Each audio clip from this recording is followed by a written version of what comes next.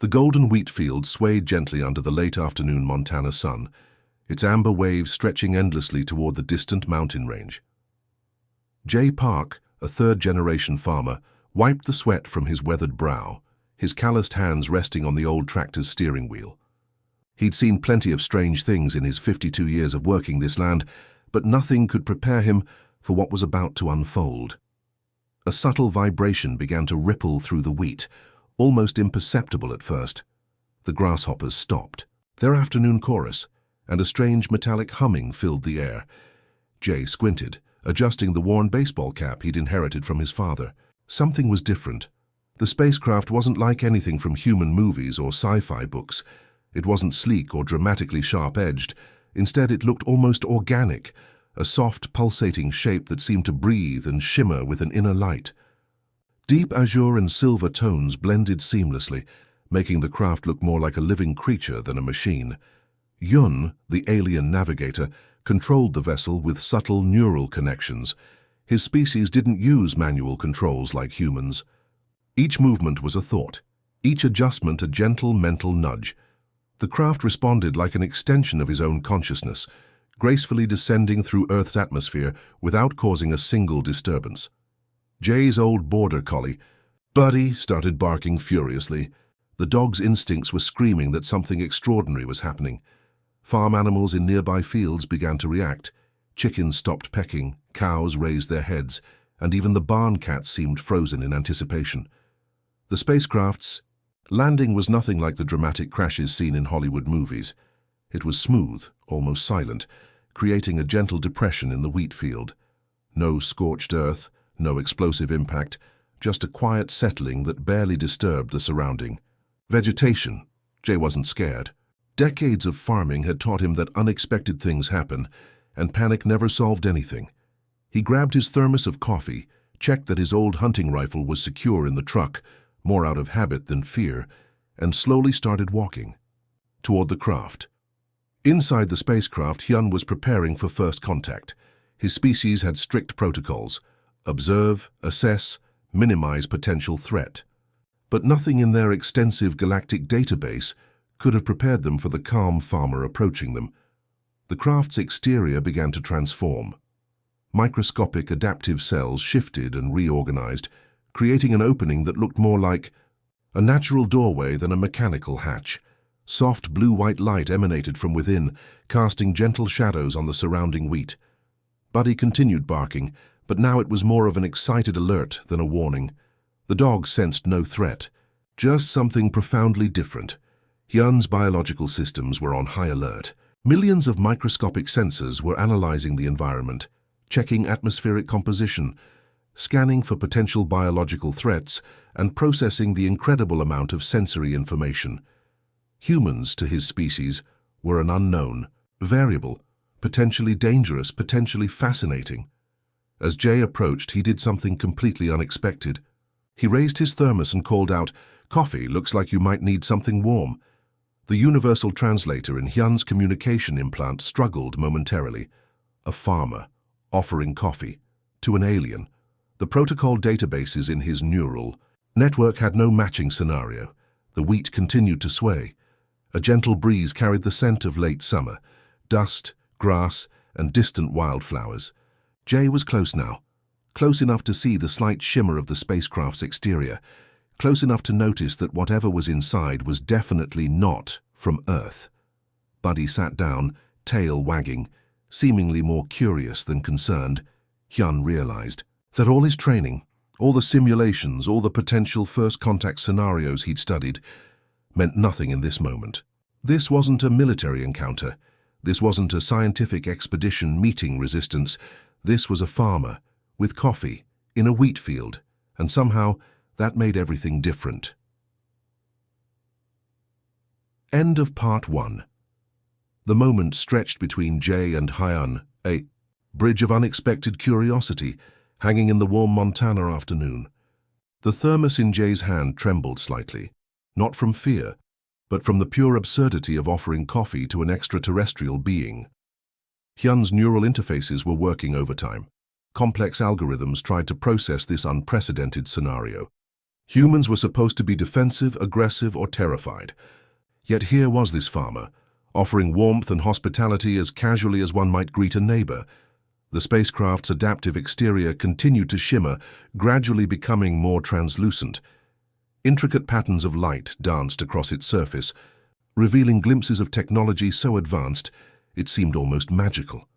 Tiny molecular structures adjusted, creating a protective yet welcoming barrier. Buddy, the border collie, sat perfectly still. His years of farm training had taught him to read situations, and something told him this was extraordinary, not threatening. His tail gave a single, confident wag. "It's fresh," Jay said, tapping the thermos. "My wife Yoon just brewed it this morning, strong enough to wake up the entire farm."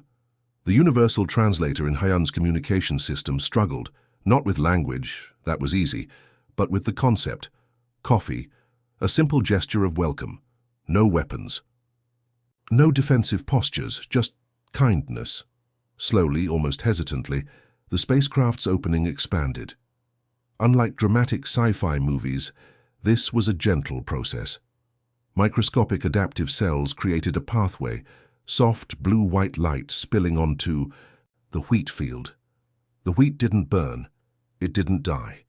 It simply bent slightly, as if greeting this new visitor. Hyun's physical form was unlike anything Jay had ever imagined. Not a terrifying monster, not a rigid robotic structure, but something fluid. His body seemed to shift between solid and ethereal, with complex biomechanical systems that looked more like living artwork than technology. "You speak Earth language?" Jay asked, his farming practicality overriding any sense of fear. Hyun's response came not as words, but as a complex series of light patterns and subtle vibrations. The universal translator transformed these into understandable speech. "Your hospitality is unexpected," he responded, each word carefully chosen. Buddy inched closer, his nose twitching. The alien's scent was strange, not threatening, just different. A mixture of ozone, something metallic, and weirdly a hint of what seemed like lavender. Jay chuckled. "Hospitality? This is just how we do things in Montana. Stranger shows up, you offer them coffee." The spacecraft behind Hyun began a subtle diagnostic routine. Microscopic repair systems were already analyzing the Earth, collecting environmental data, soil composition, atmospheric readings, botanical information, all processed in milliseconds. "Would you like to sit?" Jay gestured toward an old wooden bench near the field's edge. "Looks like you've had a long journey." Hyun's neural systems processed this invitation. No scientific database, no diplomatic training had prepared him for such. Genuine, unconditional welcome. Humans were supposed to be territorial, suspicious of the unknown. Yet here was complete acceptance. The border collie moved, creating a path between Jay and Hyun. His body language was clear. This visitor was now under the farm's protection. As they walked toward the bench, the wheat seemed to part respectfully. The afternoon sunlight caught the alien's adaptive exterior, creating a mesmerizing display of light and movement. Technological marvel meeting natural beauty. Jay poured coffee into a spare mug he'd pulled from his jacket pocket. The steam rose, carrying the rich aroma of freshly ground beans. "Cream? Sugar?" he asked, as casually as if he were serving a local farmhand. Hyun's sensory systems analyzed the beverage. Complex molecular structures, caffeine compounds, organic materials, but more than chemistry, he sensed something else, warmth, intention. "Welcome, I accept," Hyun responded, his translation systems working to capture the nuance of human interaction. And just like that, humanity's first genuine extraterrestrial contact happened. Not with military might, not with scientific precision, but with a cup of coffee in a wheat field under the Montana sun. End of part 2. The small community school in the rural Montana town buzzed with an electricity that had nothing to do with standard electrical systems. Do-ha Kim, the science teacher, with a reputation for making complex concepts digestible, stood before her class with an extraordinary guest. Hyun's adaptive body had transformed to appear less alien, though subtle differences remained. A slightly iridescent skin tone, eyes that shifted color with emotional responses, movements that were just a fraction too smooth to be entirely human. The students, ranging from curious 8th to excited 10th graders, watched with a mixture of scientific fascination and teenage wonder.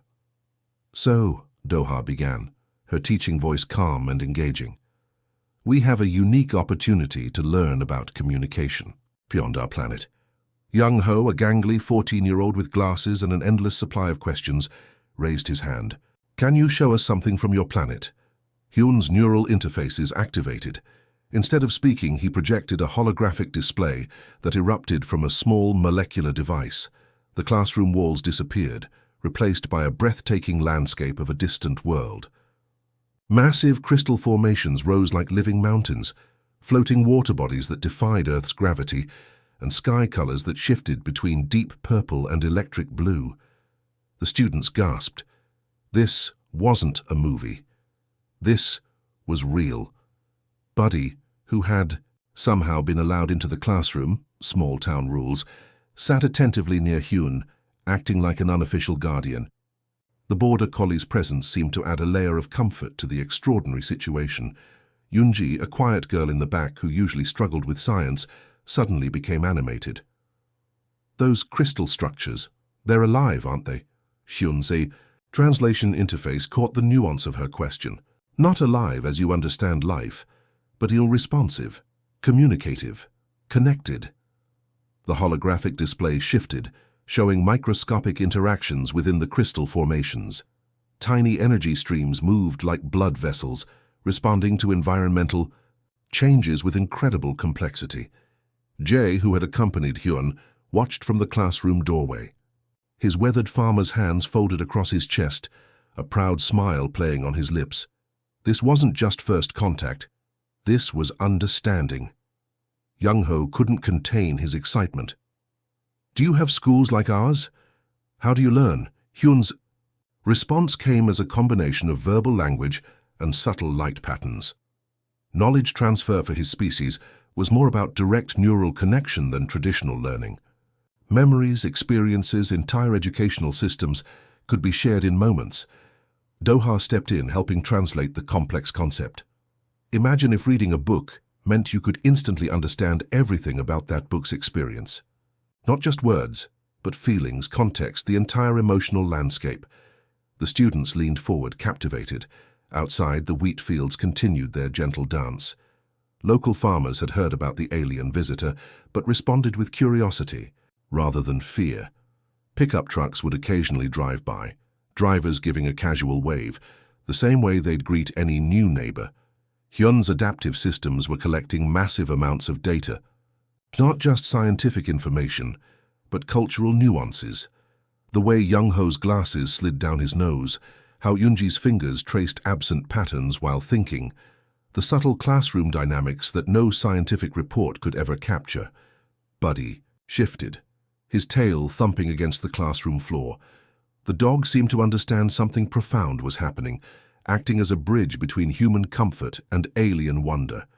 As the holographic display continued to dance with impossible colors and living structures, something remarkable happened. The students weren't just seeing an alien world, they were experiencing connection. "We have much to learn from each other," Hyun finally said, his translated voice carrying a warmth that surprised even himself. The bell rang, but no one moved.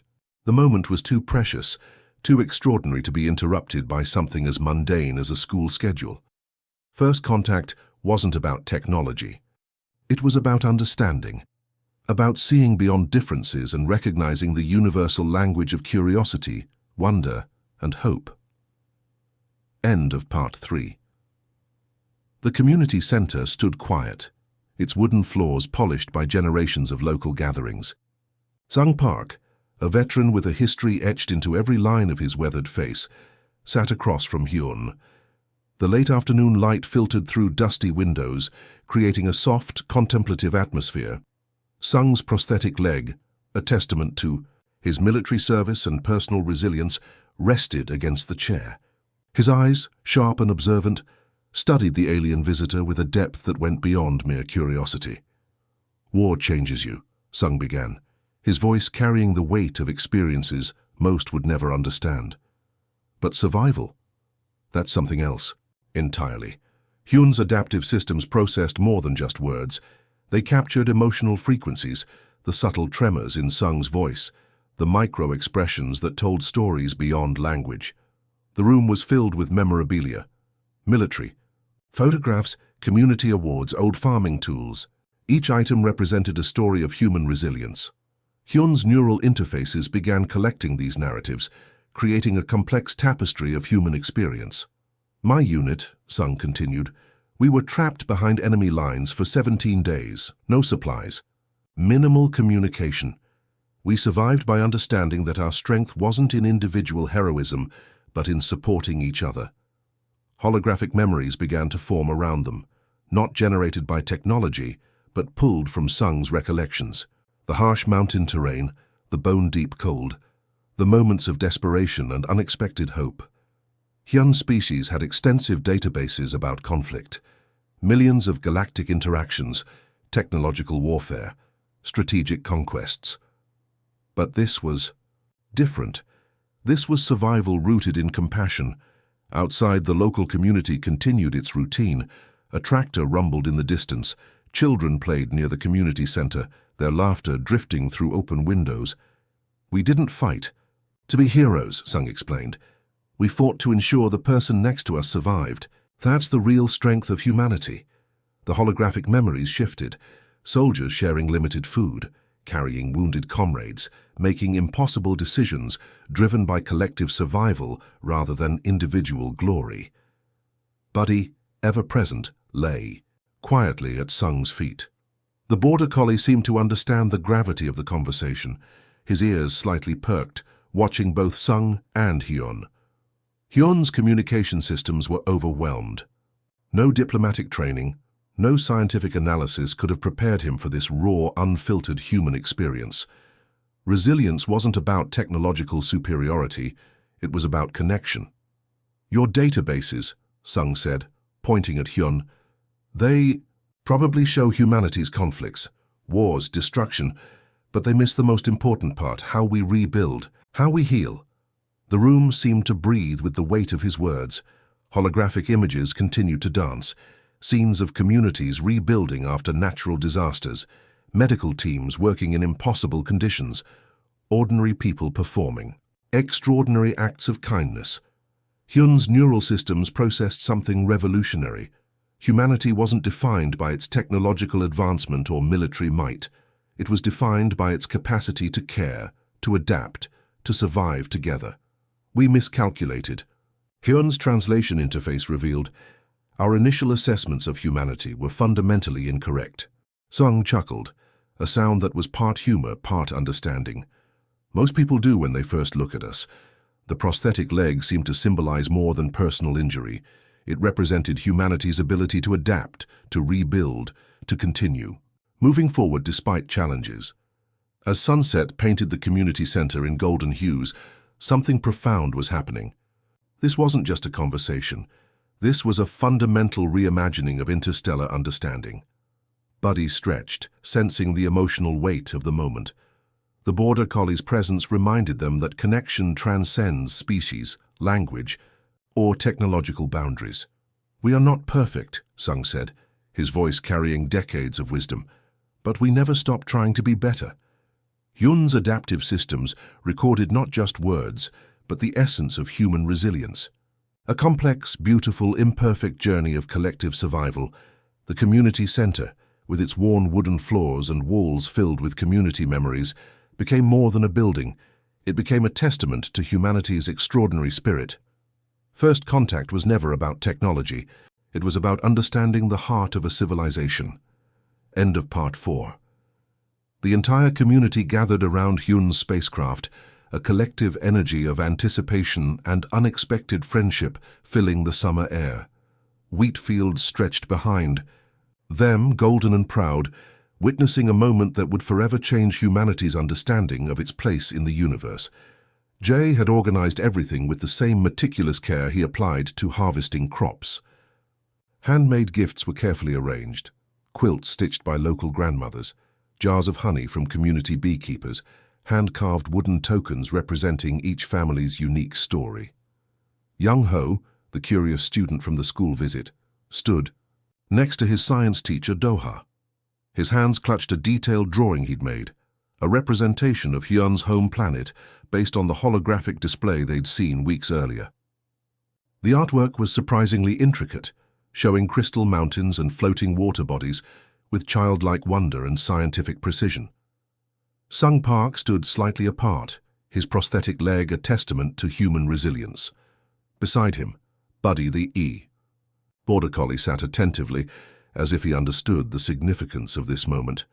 Hyun's adaptive exterior shimmered, transforming between solid and translucent states. The spacecraft seemed alive, breathing with the same organic quality that had first surprised Jay in the wheat field. "We will share your story," Hyun's translation interface communicated, the words carrying more emotion than pure technology should. "Allow, not as a report, but as an experience." Yoonji, the quiet student who had first noticed the living crystal structures, stepped forward. In her hands was a small jar of local wildflower seeds. "So something of us grows somewhere else," she said softly.